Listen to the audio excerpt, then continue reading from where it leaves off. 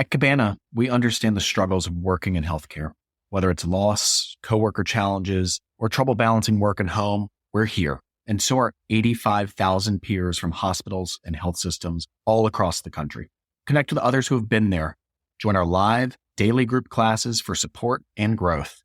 Because finding someone who gets what you're going through shouldn't be its own struggle. Learn more at www.mycabana.health. This is Bite of Balance, your weekly snack size therapy sesh. I'm your host, Christine, and this week was all about self-care. I cannot underscore enough that self-care is self-love in action. You are worthy of the love you give others. So let's get there.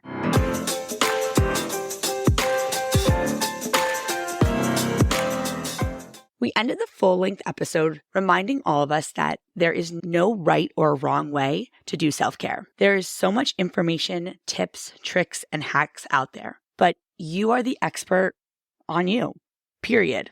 Self-care is a deeply personal journey. It's not a one-size-fits-all solution. So consume, grow, and learn without judging or shaming yourself for how you decide to implement. The most important thing is that your self-care routine is tailored to your needs, preferences, circumstances, which quite honestly will change depending on which era of your life that you find yourself in. So continue to check in with yourself and ensure that the time you are spending on self-care has intention so that you receive the long-term relief and benefits of your practice. The best part about self-care is you can also spend the time you set for yourself exploring different ways to create that practice. In our dual moderator group this week, we talked about how chores at times are a form of self-care, which I'm sure some of you are side-eyeing me right now, but hear me out. While not fun in the moment, I know I feel better when my office is reset and all the odds and ends of the day are back in their place.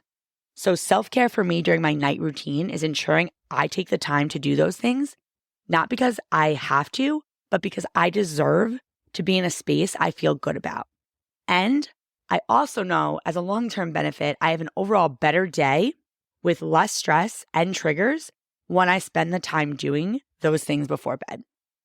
Now, I know that is not as fun as other self-care activities, but I'm taking care of my current and future self by taking those 5 to 7 minutes it takes me to do those things.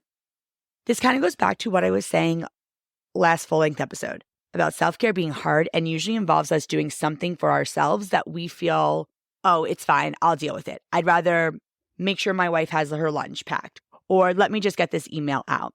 It's the tough choice of choosing you. So while self-care does involve aspects of me time or doing something special for yourself, the real meaningful aspects require you to build habits.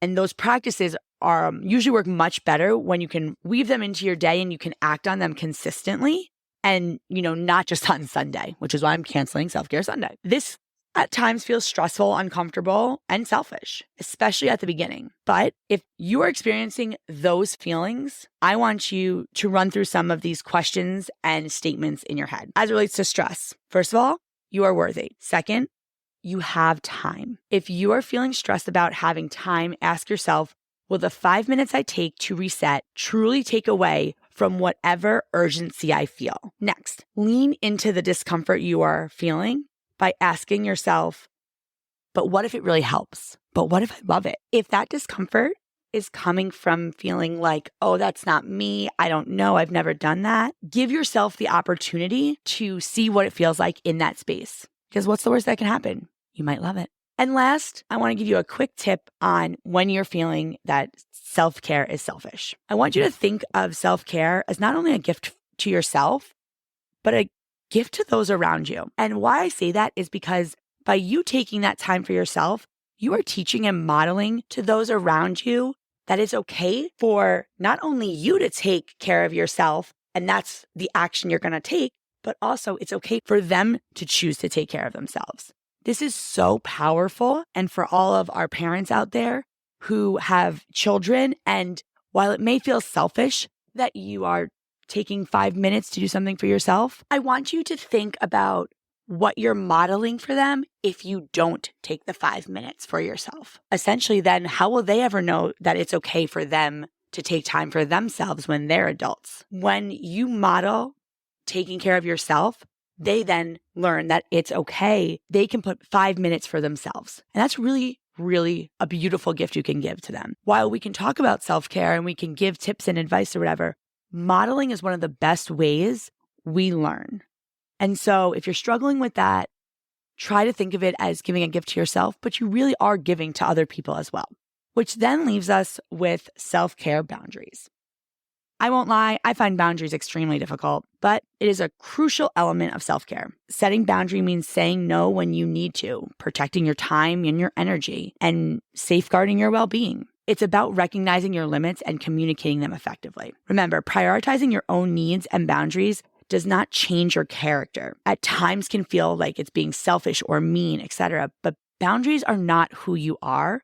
They are how you manage your emotional, mental, and physical spaces. Boundaries are self-preservation. All right, well, folks, that's all I got for you this week. And as your balanced bestie, I want to challenge you out of your comfort zone and invite you to take 5 to 10 minutes this week just exploring what a self-care practice might look like for you.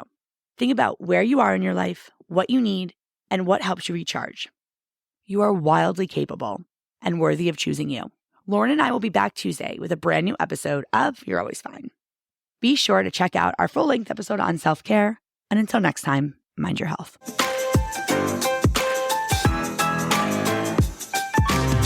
The team at Cabana has found your reset button. The answer? Cabana Pods.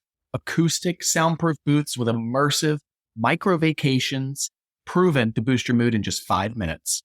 To learn more about Cabana Pods, visit www.evenhealth.com/pods.